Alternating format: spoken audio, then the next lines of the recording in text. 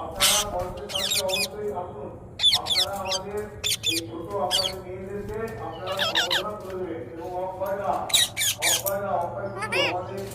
প্রতিষ্ঠা করার সময় এই সময় আমাদের কিছুটা শুরু করার সময় আমার দরখাস্ত ছিলাম তার মধ্যে আমার